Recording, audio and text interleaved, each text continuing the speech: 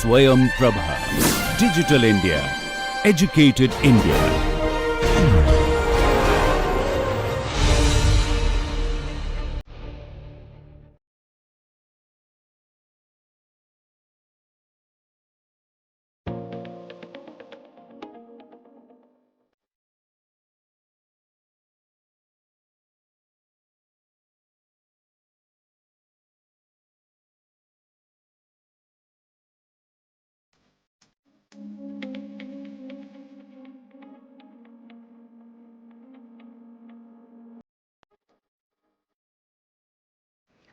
So, welcome back to this NPTEL online course on logistics and supply chain management.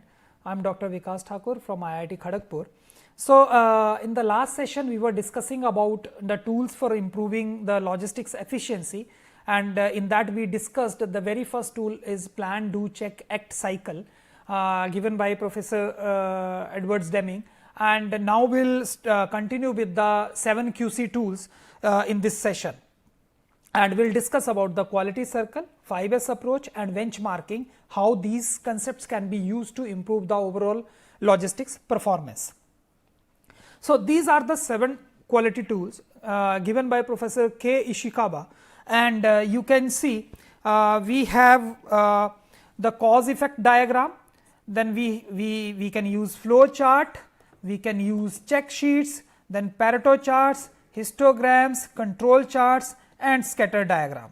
So, this is the complete set of tools which can be used just starting with the diagnosing the problem and reaching to the end solution, how we can implement that solution and that problem can be solved. Even you can track the performance as well after implementing that solution.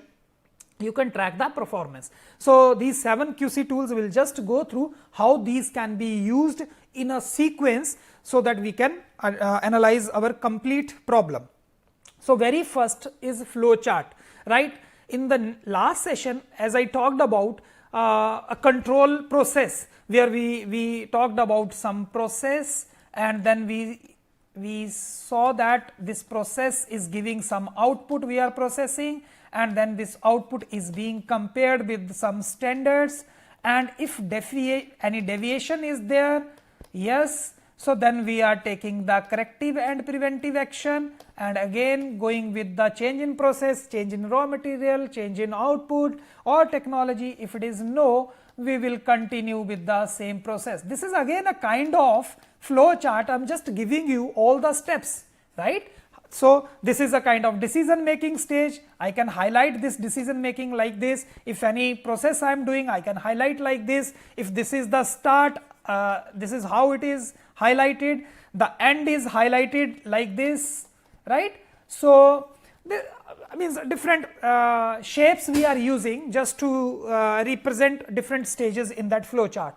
Now, why flow chart is used? Just to have the quick understanding of the any process, okay, how it is happening. So, it will give you the better clarity, visibility, instead of writing the long paragraphs, right. So, this is one example you can see here on your screen, how the manufacturing company of electronic gadgets they are doing with. Assembly is starting here. So, step 1 component they are checking, second stage maybe assembly line is there are so many different stages they are doing assembly on those stages. Then decision point is whether quality check is needed or it is error free, right, or 100% inspection, or maybe the quality inspection is not required, right. If it is required, we will go for check sheet, we will do the sampling, we will pick some samples out of the product, and then we will check whether any defect is identified. If it is identified, then again we need to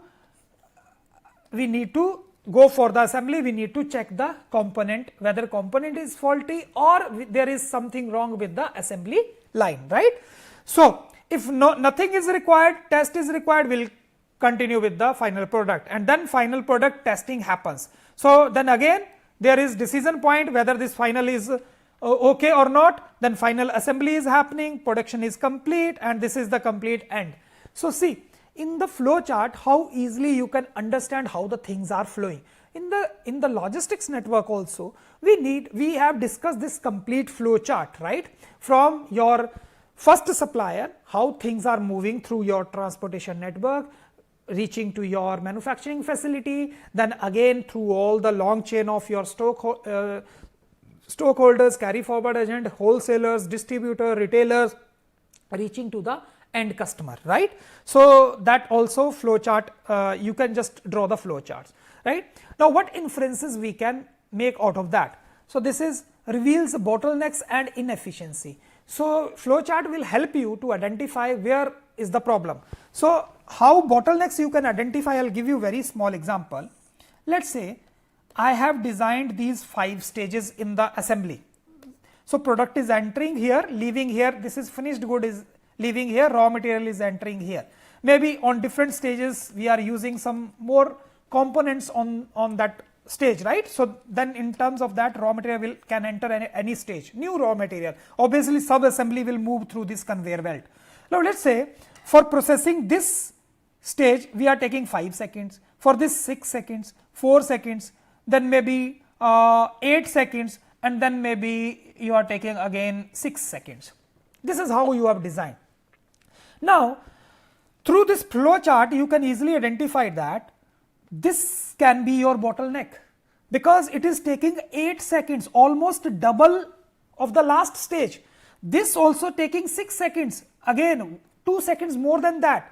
So if I'll take this stage only between this and this person will process 2 products at that time, but this will pass only 1 product, right? So that means in the end only 50% semi-finished products he is able to pass, who is sitting on this 4th number stage, and rest 50% will be the pending, you can say pending stock or lack is there on his stage. So that means this is the bottleneck and restricting your efficiency. How we can improve that? We need to think whether we can go for parallel stage. The person is also sitting there, so that half of the 50% of the product he will process, 50% of the product he will process, right? And if dedicated 2 workstations are not required, maybe temporarily we can assign the other workstation and then we can go. So this is how the process flow chart will help you to streamline the things throughout your distribution network, throughout your packaging. If some big packets are taking time, small packets or delicate items are taking time, and then because you are shipping all the products related to one pin code, and then all those different types of products are there. So how you can be more efficient, saving time, right? So this will help you to understand that, and then you can obviously the process which is taking longer, you can make decision on that. So more informed decision will be there. So action taken, you can reduce the bottlenecks, you can optimize time consuming process, right? And then additional training is provided to the line worker to be more efficient. Maybe we will stretch these workers who are taking 5 or 6 seconds to be more efficient, maybe in that way, or maybe we can change some technology also in that way, so that it can be comparable to somewhere 4 to 4.5 seconds, so that all the stages are uniformly designed, so that there should not be any pending work on any stage, right? Then it will help you to check the quality also, because let's say on this stage, particular 2 stage, very critical stage, and most of the complaints, let's say like we talked about, the packaging related complaints are coming from this stage. So then we need to increase the inspection here. See, this is a misconception that quality means checking. No, quality we should target in such a way that quality should be seized after some time.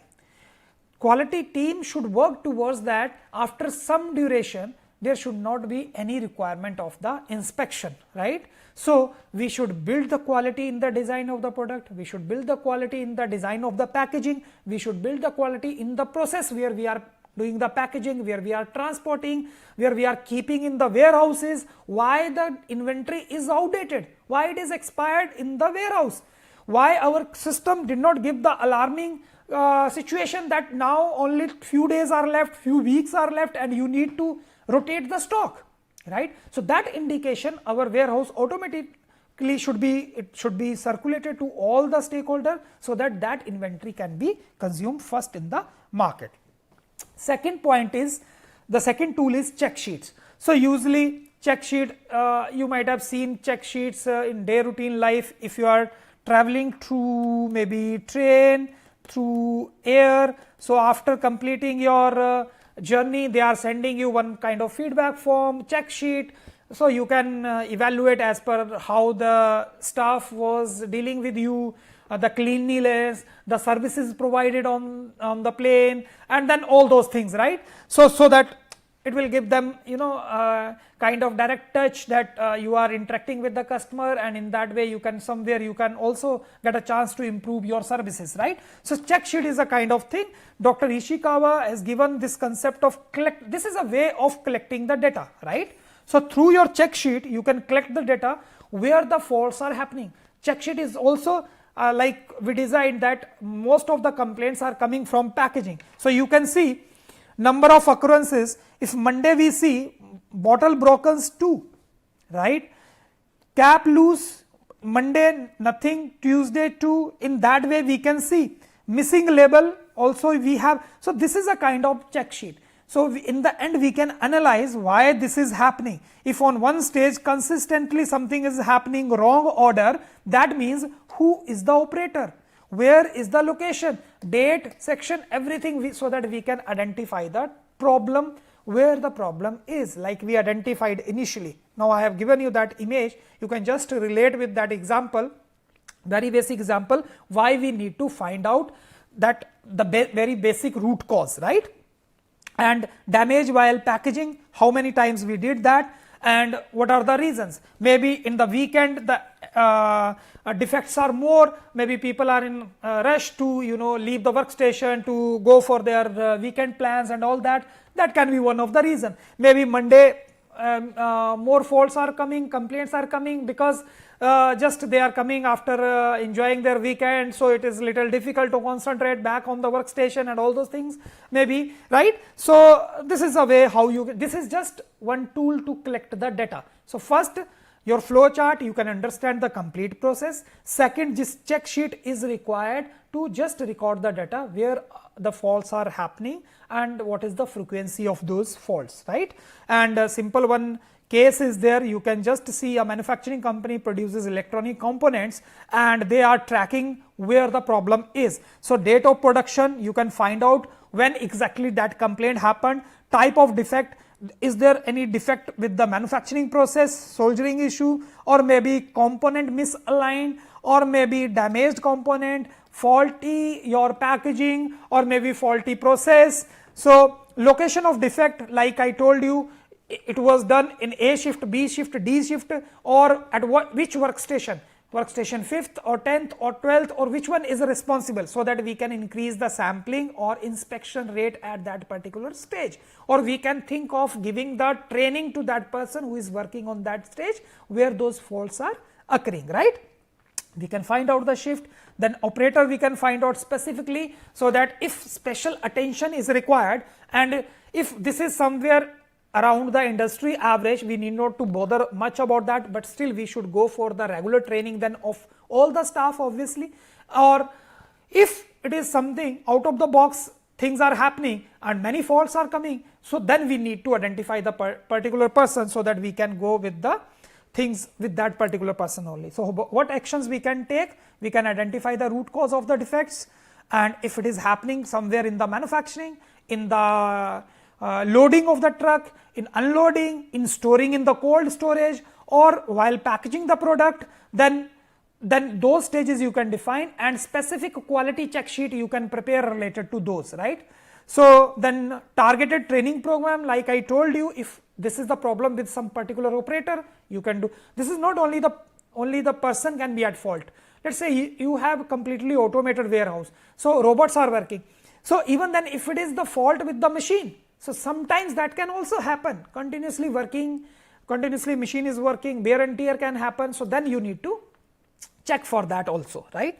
So results will be, you can see the improvement in quality when you will be implementing the identified root cause, right. So common type of defects you can find out. So in that way you can build a sustainable environment of quality management through your logistics distribution. So in the end, this is one acknowledgement you will get from the end stakeholder of that distribution network if you are doing all the, you are ticking all the points in the check sheets. Now third tool is histogram. Now we recorded the data. Now histogram will give you the pictorial representation that this is fault 1, this is fault 2, this is fault 3. So this is like, what is the frequency of these faults? 5, 10, 15, 20, like this quick view I can get, right. And let us say you can compare month wise as well. January we have 3 faults, let us say for January month. So let us say we have like this. So fault 1, fault 2, fault 3. February again, so this 1, 2, 3, likewise you can continue. So I can just see in any month this fault 2 is very high and next is fault 3. So first I should prioritize fault 2, then I should pay attention to fault 3, then I should move to fault 1. So this will give you quick indication where you should go. So histogram will help you to in that way. So this is one case, restaurant chain, they want to enhance the both food quality and customer satisfaction. Obviously then you need to talk about the delivery time, how they can do that, right. So they have collected some data and they have organized this data, how many times they are making the delivery between 10 to 15 minutes, how many times between 15 to 20 minutes, 20 to 25 minutes. So these many times you are making the delivery. So this is a quick review that you can analyze that you are taking the maximum time here and here. So somewhere here normal distribution curve also you can draw on that, right. So this will help you to understand where you need to fasten up the things, where you need to go for maybe half cooked item you can keep with you, so that order, if those kind of products are there which are in continuous supply and demand, so then you can manage in that way and you can minimize the time, right. So your histogram will help you to understand that. So real time performance monitoring system can be implemented by tracking the delivery times. So once you will implement that, you can see now the delivery peak, if 25 to 30 minutes, you can further reduce it if you are finding out the bottlenecks, and you will be more consistent. It will not be like this that sometimes you are here taking more time, sometimes here. So that you can be more consistent in that way, right. And when you are consistent, so customer satisfaction, see, if one day I am providing services within 5 minutes and next day I am providing services in 25 minutes. So see, same customer if coming to you, so obviously if I got first day 5-minute services, anywhere you are taking 25 minutes, I will be highly dissatisfied, right. If on an average continuously consistently you are taking 15 to 20 minutes, maybe whenever I am coming to your store, I know that this person will take average this much time. So mentally I am prepared that way, right. So that is also a kind of thing that, you know, customer mind and psychology, it's very difficult. So the same situation sometimes customer may take as a positive, sometimes may take as negative. So again, I told you as per month, Jan, Feb, March, you can analyze this. There is another way, these are the defects, right. And when these defects happen, that also, this is day shift 1, shift 2, shift 3. So all the time you can see that reasonably shift 1 defects are very high, right. And then shift 2 defects are also increasing, okay. So what are those defects? This is wrong color, doesn't light up when you turned on, did not turn on, right, too small, or maybe size not fitting, right. So put the wrong label on that or wrong size information. So that way you can just find out, you can this see how quickly you, instead of going through the long tables and then information, data, you can just get the picture in no time, right. Now you collected information, what is the frequency of occurring those faults. Now I need to prioritize which one is the fault which is happening very frequently, and this is Pareto principle 80-20 rule, which says that your 80% of the problems are because of 20% of the reasons, and this is almost applicable in every phase, everywhere of maybe in your life as well. You see, majorly our life is affected by 20% of the decision. Your education, which line you are into, that will decide your total career. Business, then whether you are going for your own venture or you are going to provide the services, that is another decision, second decision. Third, who will be your life partner. Fourth, after retirement, what you will do. 4-5 decisions. So that means these 20% decisions are affecting your, and these are so big decisions, if one goes wrong, your whole life will be disturbed. So that way 80% is their weightage, right. So same thing happens in almost every area. If you talk about inventory, I am keeping inventory for any product, let us say car. So 20% item will be there, components will be there who are carrying the maximum, price, cost, and rest 80% items are only contributing 20%. So this is ABC analysis of inventory management we will do in further sessions, right. So Pareto diagram will, histodiagram is just will arrange that these are the faults like this, they will we can arrange in Pareto chart, and then we can see these 20% of those problems, if these are the problems, problem 1, problem 2, problem 3, problem 4, problem like this. So these 20% of the problem which are 80% customers are facing, right. So we can easily prioritize that. Now this tool is used to prioritize those issues, whether the issues are mostly related with packaging, or issues are mostly related with transportation, issues are mostly related with the outdated inventory because of warehouse management, or maybe the outdated inventory in the warehouse, right. So you can just see scratched screen, battery issues and missing components. So if I will just combine these three, so you can see how much part these three are giving you, somewhere here 80%, right. So only these issues, and if you will solve these 20% issues, your 80% problem will be solved, right. So Pareto chart is a very beautiful tool to analyze the situation in that way, right.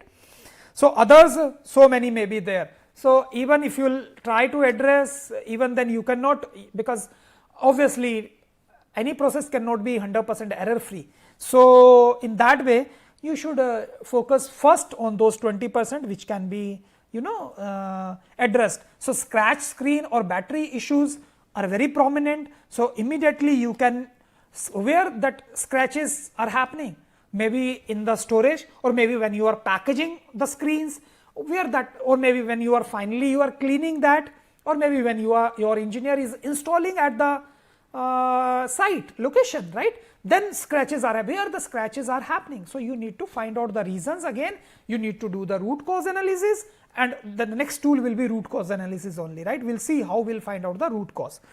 So once it is done, we can fix these issues, and you can reduce your defects by 80%, just focusing on 20% of the problems, and in terms of that you can improve the customer feedback, and returns will be minimized obviously, right.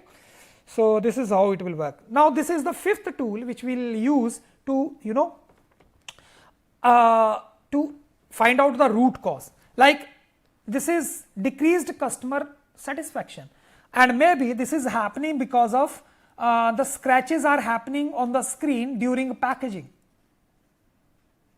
right.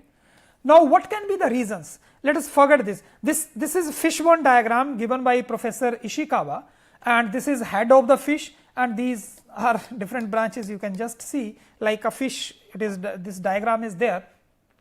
So why, like the first example, if I will go to that very basic example, that problem is with packaging, right. This is the problem. Now we identified This problem can be because of the manpower working on the workstation, because of the technology we are using on that workstation, because of the equipment we are using to package that, because of the working conditions are not good, because of the fault in the raw material, because of so many other issues, like, so these issues we will list. Now, if the problem is mostly happening because of manpower, we will ask again why manpower problem is there. Maybe did not undergo the proper training, maybe not happy with the work environment, maybe disturbed with personal life, maybe not the right skills at that job, maybe related to salary, maybe related to health issues. So many things can be there. This related to manpower only. So, we identified the first reason, then sub stages will find out the next stage reason. Then training, if he is not trained properly, why that person is placed at that situation. Again we will find out the reasons, who can be at fault. So, HR team has fault, maybe the placement team at fault, maybe the induction people who did induction for that may be at fault, right. So, if it is the problem of HR, how we can, why that happened. So, HR need to change the policy. So, this is fishbone diagram where we will try to find out the reasons on the further stages, so that we can find out the main problem, and this is also known as cause effect diagram. So, once you will identify the problem, major categories under people, problem with the process or equipment like I discussed, or environment is not right, then you can find out the subcategories also, right, and then you need to do the brainstorming session. You need to ask by, we usually call it 5 why analysis or 3 why analysis or 7 why analysis, means we will ask why this happened 7 times. First we will find out the answer, then why that happened. Second we will find out the answer, then why that thing happened. So, we will keep on asking the whys until we are reaching at the root cause, right. So, the potential causes we can identify with the help of this fishbone diagram, and then we need to take the corrective action, additional staff, we need to optimize the workflow, or we need special training. So, obviously when we will find out the root cause, so now the employee will feel motivated, he will feel connected to the organization, and then in that way the overall performance, complaints will reduce, performance will increase, and in that way customer satisfaction, which was the initial problem, can be increased, and in which will result in the ultimate customer loyalty, right. So, this is how fishbone diagram can help us. Scatter diagram, again, now maybe we identified 3 solutions to one problem, that first I need to revise the compensation of that person, then I need to provide him health insurance kind of thing, I need to provide him the maybe the other housing facilities, or maybe the education facility to the children, maybe I need to enrich his job or enlarge his job, whatever. These are the 3 solutions you suggested to your management, right.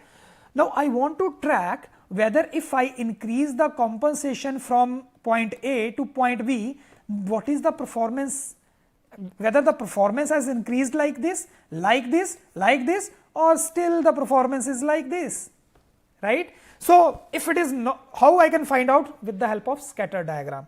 So, let us go. If the problem is like this, this is the solution, let us say this is the solution I am implementing, and this is the result.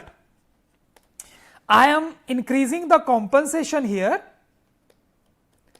and I am looking for the result in terms of number of complaints, a reduced number of complaints, or you can say, because this is positively increasing, we cannot say in that way. Here we can say when there is negative correlation, in this case we can say the result in terms of productivity. So, if I increase the compensation, productivity is increased. If I increase the compensation, your number of complaints coming from the markets decreased.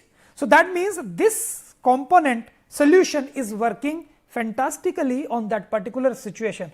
If the points are like staggered like this, So that means there is no relationship. Even if you are increasing the compensation, the employee is not motivated enough that he is somewhere performing above the average or whatever he was doing earlier, right. So this is the scatter diagram. You can see number of training programs you did and job performance, you can see still there is increasing trend. So that means you can suggest that training programs will help you to increase the overall performance.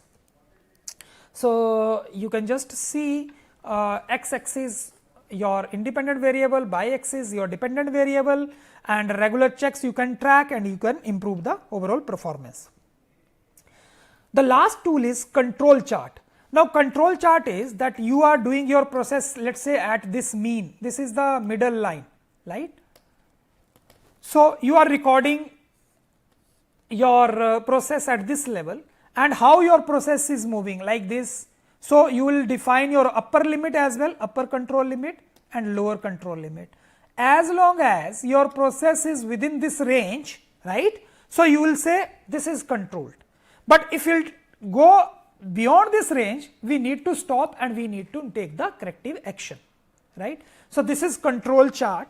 Statistically we are this tool was given by Professor Shivot, and here we are statistically controlling the quality, right.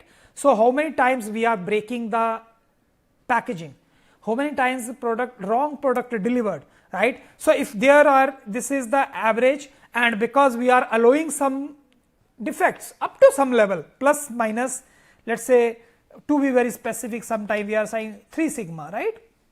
So upper control limit, lower control limit, as long as you are within that range, you are okay. So in when we will discuss about the manufacturing unit specifically, we will talk about how we are setting these plus minus 3 sigma for differentiating the assignable cause and common cause of variation, right. So here only as long as we are within the set limits, we are okay with the quality, right. So we need to find out whether the common cause of variation or special cause. If it is common cause, we cannot remove that common cause, there will be small variation, right. So that we cannot, that is sometimes because of environmental conditions, sometimes because human intervention is there, it is not completely automated, right. Even automation is there after some time, maybe wear and tear, so we are not getting the exactly same parameters. So parameters keep on changing. So this we cannot remove, but special cause, if something, the big problem is happening, then we need to take the corrective action, right. So we need to identify whether the cause is special cause or common cause. So you can see once we will implement these control charts, we can reduce the variation in the quality of the products delivered. This is how the all the tools can be identified.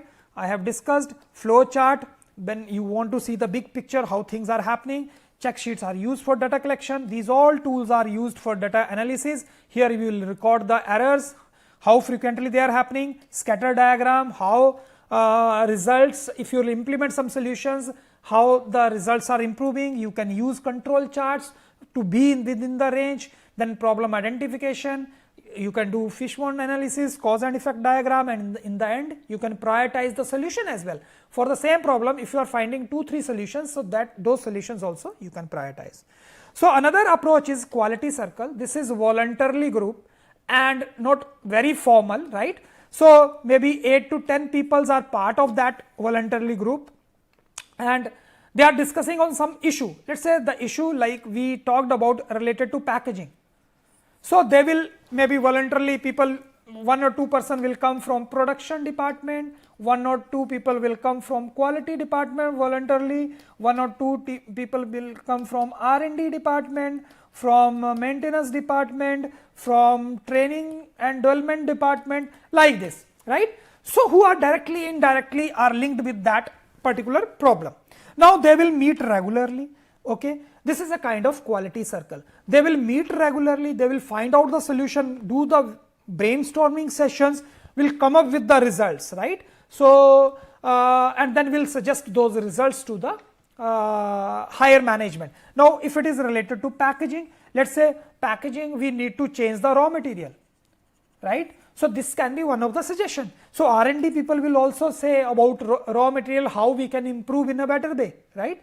Then quality people will also say whether the quality will be improved, or if you are changing the raw material, it will degrade the quality further, right? Then so all will check the feasibility. Even accounting department will be there with their accounts that this will add the cost further, we cannot afford that, like these many arguments can be there. So in the end, all the members, what are the members? There is top management, their role is to support the QC, right? Whatever suggestion they are giving, they need to sanction the budget to implement those solutions, so that they can feel motivated. They should provide the award kind of system, and if their suggestions are being implemented, so next time they will also be willing to meet on these kind of informal teams and then they will try to solve so many in manufacturing units. These kind of groups are very, very common, right?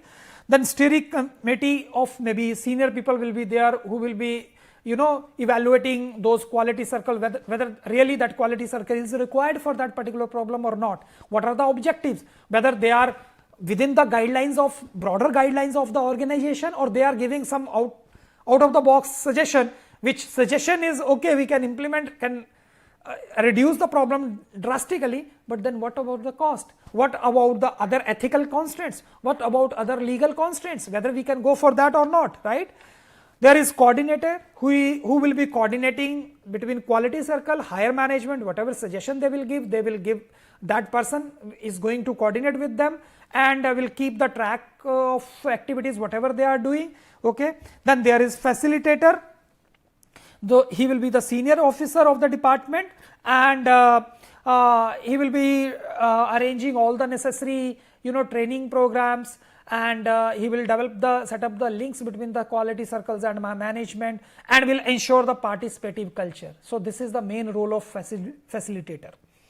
Leader obviously will be one person who will be leading that team, will be defining the problem, various aspects of that problem, what can be the redressal schemes. So in that way he is going to elaborate with the team, and obviously with the team members who are the ultimate stakeholders, coming up with the suggestions, brainstorming sessions, giving up their feedbacks, and then the leader will combine that, and obviously that cross questioning and all those things will be there, so that we can validate the solution in the end, whether we can really go for those solutions or not. So the fourth tool is 5S philosophy, which is Japanese term Siri, Seton, Shiso, Seketsu and Shizuke. We can implement for housekeeping, so that the inventory can be managed within the warehouse in a proper way, and we can sustain that proper way. The first is sorting. You should sort your material, because sorting is very much required in warehouse, where you need to, sometimes you are sorting pin code wise, sometimes you are sorting product wise, sometimes you are sorting as per the requirements of the product, right? Cold storage products will be stored in that area, and rest of the products will be stored. Delicate items, how you should handle, where you should store those items, right? So how you are designing the shelf space and all that. Set in order, you need to set in order all the items as per size, as per uses, or as per product nature. Shine, you need to maintain the cleanliness of the workplace, so that smooth function can be ensured and accidents can be reduced. Standardize, once it is done, you need to standardize the process, so that repetitively you should be able to do that. It's not one day you are setting in order and next day everything is again on the back track you are. So sustaining, once the system is standardized, you need to sustain that for forever, right? So this is how this approach of housekeeping can be very helpful when we are managing our inventory within the warehouses. So the last one is benchmarking, like I told you. So you decided your KPIs, then these KPIs you will find out the KPI of the best player in the market and find out the gaps between you. There is one approach of balanced scorecard. We'll try to cover that as well with respect to, I'll try to design with respect to the supply chain logistics management. So this is one approach how you can identify the gaps, and this is one concept of house of quality. These two things we will go for, right? House of quality, where you will identify your present situation, where the best player benchmark is, so that you can find out the gaps, right? And best practices, so that it will provide you the opportunities, right?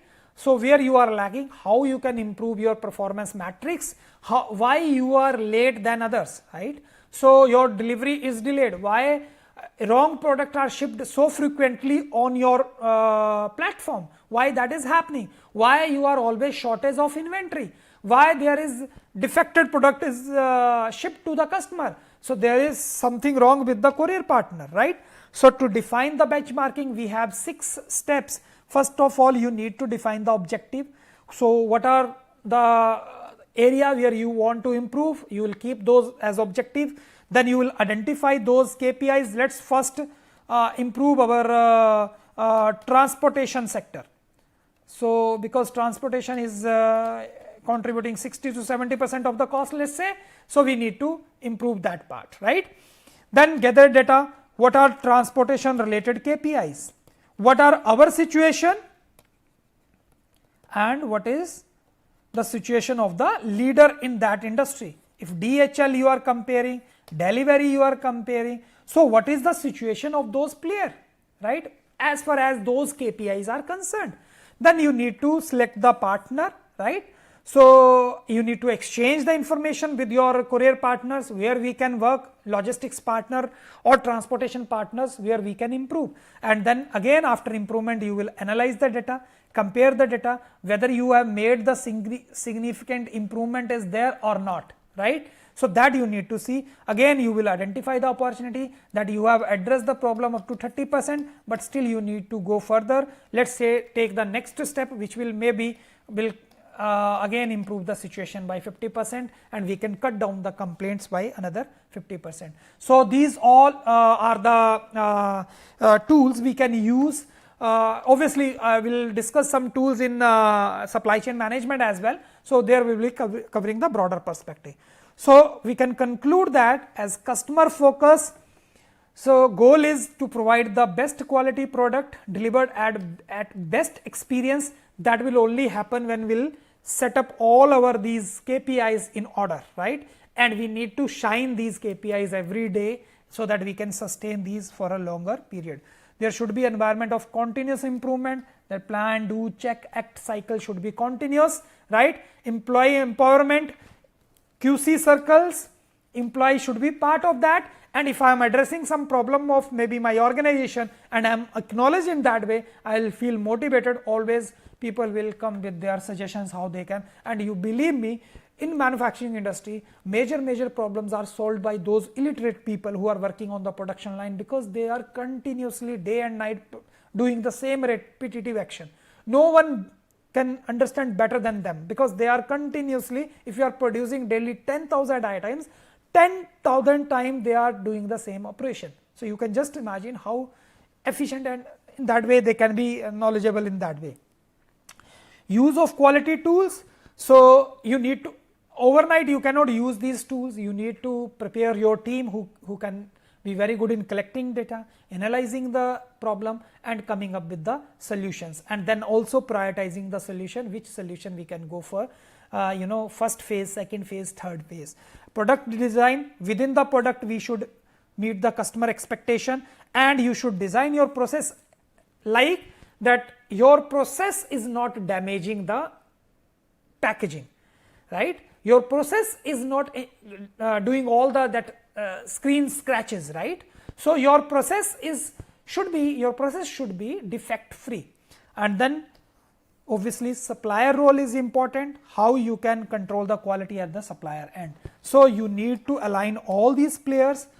Everywhere you need to go for the quality tools, whatever we discussed, and only then you can improve the overall performance. So these all are the references other than the books referred in first few sessions. So that's all from my side. Thank you very much.